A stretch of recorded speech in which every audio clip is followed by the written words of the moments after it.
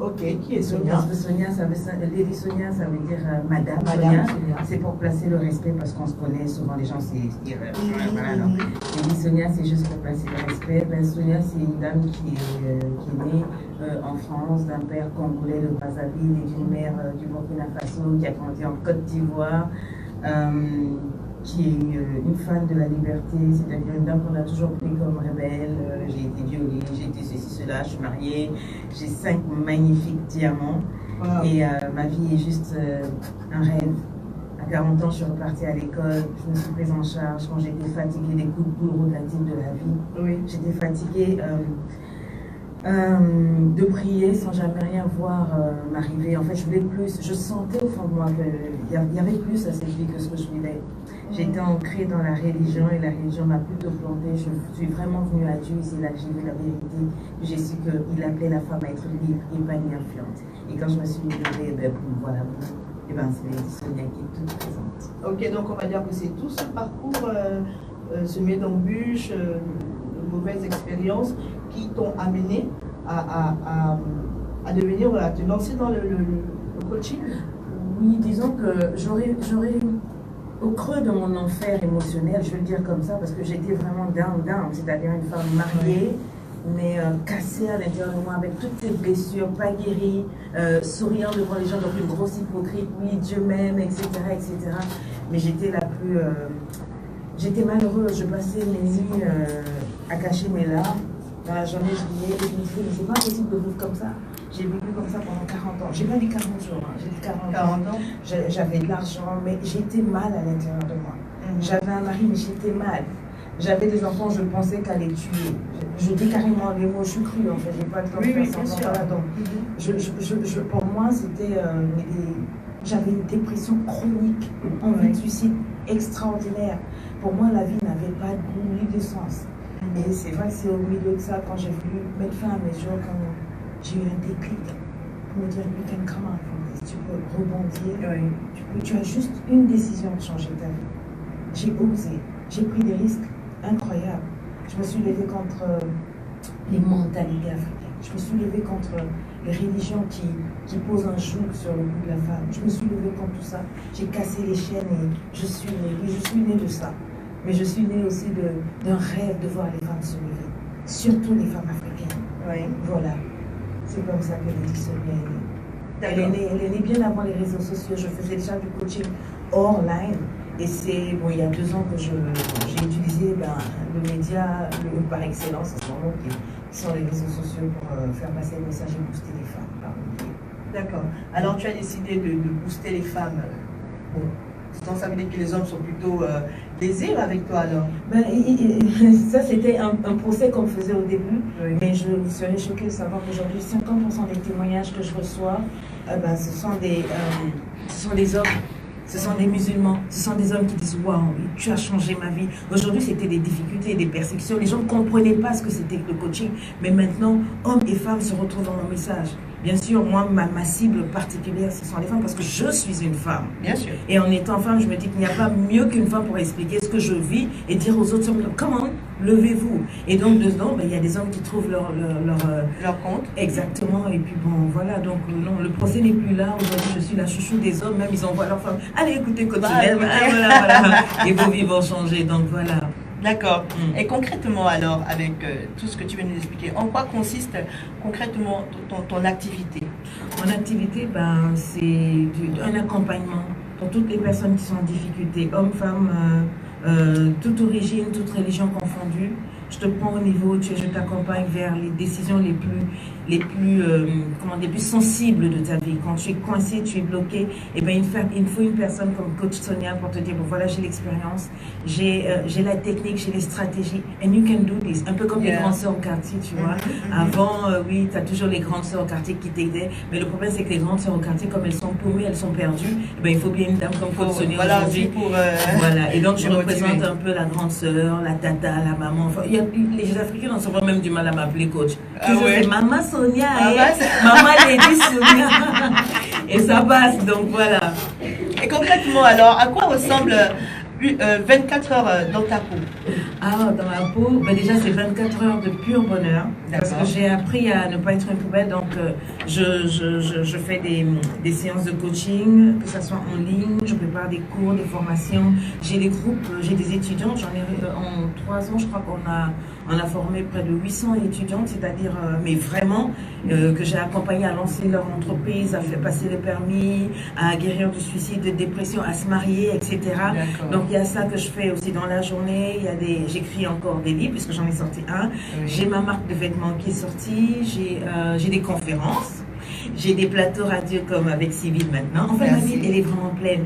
Et je vis mon rêve, en fait. Tu es pleinement épanouie? Absolument. Et c'est vraiment pas un slogan, c'est really what I'm going through every day. C'est ma vie. Et c'est ton expérience que tu tiens absolument à partager. C'est pas seulement une expérience, c'est mon expérience plus des stratégies et des techniques, parce que c'est ça le coaching. Le coaching, c'est pas, les gens pensent que c'est juste venir sur les réseaux sociaux et dire hey, toi, cale en l'air, ma boule, tocard, non, il faut faire ceci. Non, c'est pas ça. Et ça n'a rien à voir aussi avec le végétariat. Ça a à voir avec des tactiques et des stratégies pour mentorer quelqu'un, donc l'encadrer, l'emmener à comprendre d'où vient le problème, aller à la source. Donc c'est sensible et l'accompagner, vous voyez, créer un cheminement dans sa pensée pour qu'il arrive là où il veut. Et ensuite, bon, le laisser s'envoler. En fait, c'est ça le coaching. D'accord. Et dis-nous un peu, Lady Sonia, alors dis-nous un peu, quelles sont les expériences avec toutes les personnes avec qui tu as déjà travaillé, à qui tu as permis de mieux se connaître, de réaliser quel est vraiment le fond du problème. Quelles sont les expériences qui t'ont marqué durant tout ton parcours, jusqu'à aujourd'hui? Le temps ne nous permettrait pas que je vous donne les témoins. C'est énorme. Des vies transformées. Vous imaginez, vous avez des jeunes filles de 14 ans qui vous appellent parce qu'elles sont sur le point de se suicider. Et c'est pas qu'on a dit souvent, on se met en Skype, elle tient ses lames de Gillette, elle dit un seul mot, donne-moi un mot, et elle est en larmes, vous sentez dans le regard la mort. Et elle est par Skype, elle vous dit I'm about to die now, I don't want to live anymore. Maintenant, je vous défie en quelques secondes de redonner goût à la vie à cette fille. Et aujourd'hui, ces filles-là sont là. J'ai des femmes qui passaient toute leur vie dans leur chambre comme refuge, des femmes mariées qui avaient perdu goût à la vie et qui ne savaient même pas ce que c'était que sourire. Et en entrant, non seulement on a travaillé, mais elles ont lancé leur business et aujourd'hui elles challengent le monde. Et je parle du monde entier, je parle des femmes du Brésil, des femmes du Burkina, des femmes du monde entier. Ma voix porte partout. Je ne saurais pas vous dire, c'est des millions de témoignages. Chaque jour, les vies sont transformées. Tu m'as ému, je vois que... Parce que c'est une grâce, c'est une grâce. Je trouve jamais les mots quand il faut parler des témoins, c'est trop. C'est de toutes sortes, c'est des familles qui se réconcilient, c'est des couples qui reviennent ensemble, c'est des enfants qui n'ont pas parlé à leurs parents depuis près de 18 ans. Et qui après avoir écouté Claude Sonia, qui prennent le téléphone, qui appellent papa, je t'aime, je t'ai jamais dit que je t'aime. Ce sont des choses comme ça que je vis au quotidien. C'est magnifique ce que je fais. Je vis mon rêve. Vraiment, tu vis ton rêve. Yes. Mais pour atteindre ce niveau-là, est-ce que c'est forcément le fruit d'expérience ou bien tu as aussi suivi une formation adéquate pour savoir mieux plonger en quelqu'un? Moi je trouve que c'est un mélange de beaucoup de choses. C'est un mélange de charisme, c'est un mélange de leadership, c'est un mélange de connaissances. Les gens me demandent est-ce qu'il y a une école de coaching? Of course. Oui, il y a des écoles de coaching. Mais les gens qui viennent vers moi en général, et vous allez voir sur les réseaux sociaux, il y en a beaucoup qui poussent comme des petits champignons. Ce n'est pas vraiment du coaching. Enfin, je parle il y a une petite vague qui est en train de naître.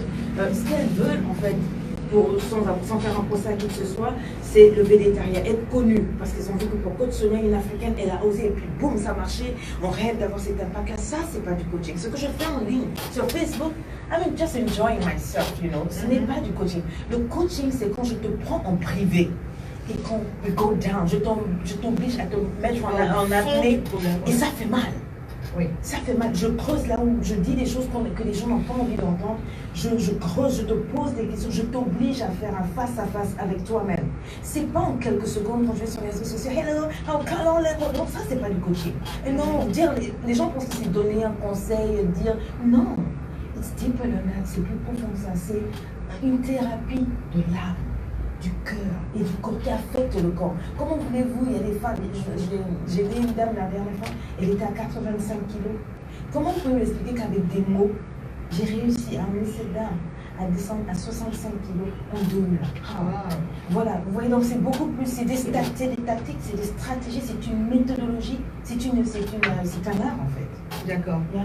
Alors que c'est comme tu disais, il y a de nombreuses écoles qui Oui, il y a font des dans le- écoles qui vous donnent des certificats, mais moi, ça, je ne m'appuie pas sur ça. C'est un peu, bon, j'allais dire quelque chose qui va faire grouiller les gens. C'est comme, par exemple, il y a des écoles bibliques. Mais il y a beaucoup de gens qui ne sont pas appelés, qui vont à l'école biblique. Oui. Ils sortent de là, ils sont pasteurs. Mais il suffit de voir un peu toutes ces petites églises qui poussent comme des champignons, sans réel réma, sans appel. Qu'est-ce que ça donne après? Mais des vies encore plus brisées. On utilise la parole de Dieu à mauvais escient. Voilà. Et le coaching, c'est ça. S'il n'y a pas une expérience, il est bon d'avoir l'expérience, il est bon d'avoir la connaissance, il est bon d'avoir quand même un bagage. Je vais encore choquer les gens. Mais personnellement, moi, avant d'écouter une personne, je regarde sa vie. Je regarde son impact. D'abord, je regarde le gars, j'écoute ce qu'elle ne me dit pas. Je regarde. C'est-à-dire que je ne verrai pas sur les réseaux sociaux ou dans la vie écouter n'importe qui, n'importe quoi, parce que mon cœur n'est pas une poubelle. Absolument. Ah, absolument. Absolument. On refuse cela. Je refuse. Et il y a des gens, non seulement leur cœur, mais leurs oreilles sont des poubelles. Tout ce qu'ils veulent, c'est n'importe qui, n'importe quoi qui leur dit quelque chose. Mais non, il s'agit de ta vie est précieuse. Tu ne peux pas te permettre de prendre n'importe qui et n'importe quoi pour booster ta vie. Dans quel sens? Non. Donc je dis aux gens, vous voulez choisir un coach? Just check his life. Vous voulez choisir un pasteur? Regardez comment il traite sa femme, regardez comment il traite ses enfants. Voilà la première église. Quand vous voyez ça, vous avez les bons fruits. C'est là que vous pouvez savoir si cette personne peut vous apporter quelque chose. Vous voulez coach Sonia? Regardez les fruits et les fruits. Allez sur YouTube, vous allez voir avec mes enfants, vous allez voir comment je fais des vidéos avec ma fille, avec mes fils, etc. And I'm not faking. C'est réellement ce que je fais. Donc, si tu veux avoir une vie posée avec tes enfants, prends quelqu'un qui peut t'apporter. Regarde la vie.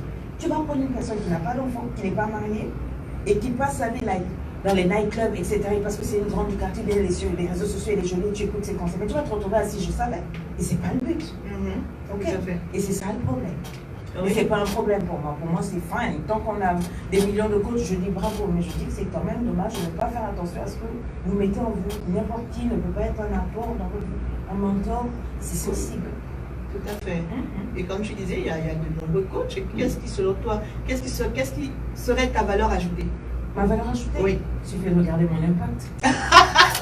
Parce que je dis toujours, quand vous regardez Coach Sonia, vous pouvez toutes les mettre là, que ce soit des hommes, des femmes, ils font leur truc. Mais quand Coach Sonia monte et que j'ouvre la bouche, je déchire correctement. Est-ce que j'ai le temps de ça?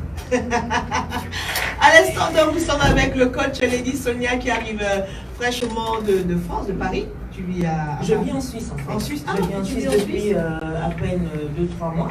D'accord. Mais bien sûr, je suis basée, je fais beaucoup de choses sur Paris. Voilà. D'accord. Donc, c'est bien sûr votre émission Femme à part. Aujourd'hui, nous recevons le coach Lady Sonia qui est donc chez nous dans nos locaux de Mappan FM. Elle est ici à Libreville, bien sûr, pour un événement. Donc, nous parlerons en seconde partie de cette émission. Donc, avec le coach Lady Sonia. Pour ceux qui ne la connaissent pas, sachez que elle est coach, motivateur, conférencière, auteur. Elle est là pour motiver, booster, inspirer. Et plusieurs personnes la suivent sur Facebook et les autres réseaux sociaux. Moi, il y a une phrase que tu as publiée, qu'est-ce que j'ai kiffé ça. Lorsque tu as dit, entourez-vous, c'est bien que tu as dit, entourez-vous de personnes qui parlent de projets. C'est toi? Oui. Entourez-vous. J'en ai fait des Ah oui, des citations. C'est ça. Donc, parce que j'avais vu cette publication avec ta photo. Ah non, c'est que c'est pour moi. Voilà. Tu disais, entourez-vous de personnes qui parlent de projets, qui parlent de vision, et non de ces personnes-là qui passent leur temps à parler des gens. Oui, je me rappelle, c'est le truc que j'avais les doigts comme ça. Voilà, tu pointes les doigts comme ça. J'ai pointé les doigts, oui, j'ai dit oui. C'est important. Ça fait un truc dans ma tête. C'est vrai, ça fait quoi par exemple? Ça fait quoi? C'est vrai, je marche avec qui là? Mais c'est vrai, mais il y a qui me montre? Et puis j'ai commencé à regarder un peu les personnes avec qui je marche, les personnes que je considère comme mes amis, les personnes avec qui, auprès de qui, par exemple, je veux me confier quand j'ai un projet ou quand je veux... Et puis je regarde, je dis, mais bon, celle-là déjà, quand je parle de j'ai envie de faire ci, c'est oh non, tu peux pas faire ça, non, tu vois un peu le truc. Exactement, c'est ça le problème. Et après, je me suis dit, non, je te promets. Et après, je me suis dit, bon, celle-là, je crois que je vais commencer à première distance, merci. Mais de manière diplomatique. Voilà, genre. C'est plus 36 coups de fil par jour, c'est un coup de fil par semaine, et puis c'est maintenant une fois tous les 3 mois, on se revoit dans 2 ans, tu vois un peu. Et maintenant, c'est pas que je vais à la recherche de ceux-là qui parlent de projet, mais je ne veux plus m'entourer que de ce genre de personnes. Je dis bravo. Et ça, c'est rare. Et ça, c'est un grand point que tu as soulevé là, Sylvie, parce que nous, les Africains, bon, enfin, en général, nous, les femmes, on aime bien les chit-chats, les copines, voilà, tout ça. Mais si tu veux, tu peux me dire que tu veux aller de l'avant. Tu pries, tu jeûnes pour que ta vie change. Mais tu t'entoures des maboules et des toukamés. Tu vois, quand je regarde ton entourage, même les gens qui ne prient pas te disent, là, regarde, hein, les oiseaux du même plumage volent ensemble. Tu es avec des gens qui du 1er au 31 sont dans les Congos, ça.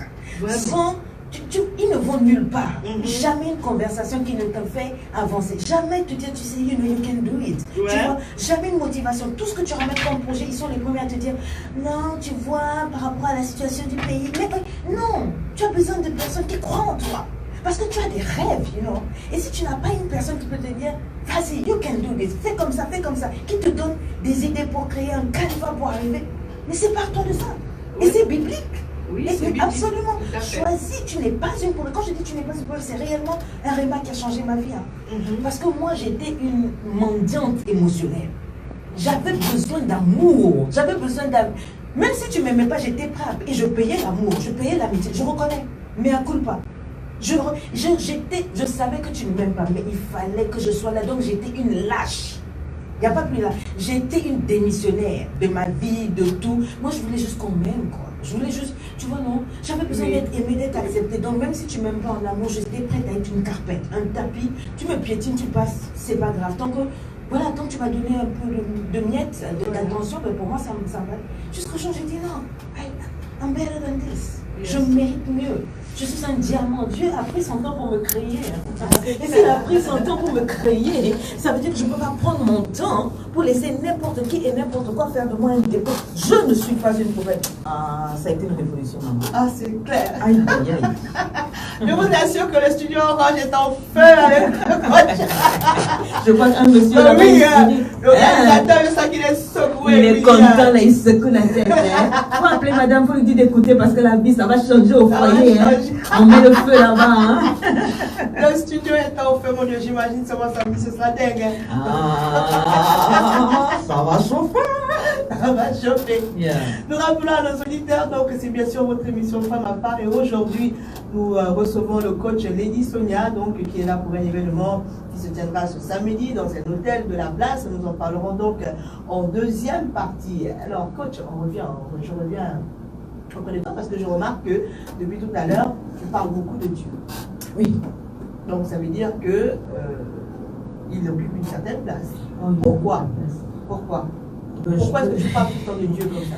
Parce qu'il, comme tout le monde a démissionné, parce que je vois, j'étais une droguée, j'étais une violée, j'étais beaucoup de choses. Et la seule personne qui a toujours été là pour moi, mais réellement, pas la religion, pas un Dieu qu'on t'oblige à aller prier les dimanches, tout et tout, non, mais qui était là pour m'aimer, me pardonner, qui est venu dans mon âme, c'est lui.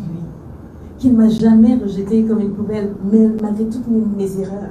C'est lui. Et en plus, j'ai épousé un homme de Dieu. Ok.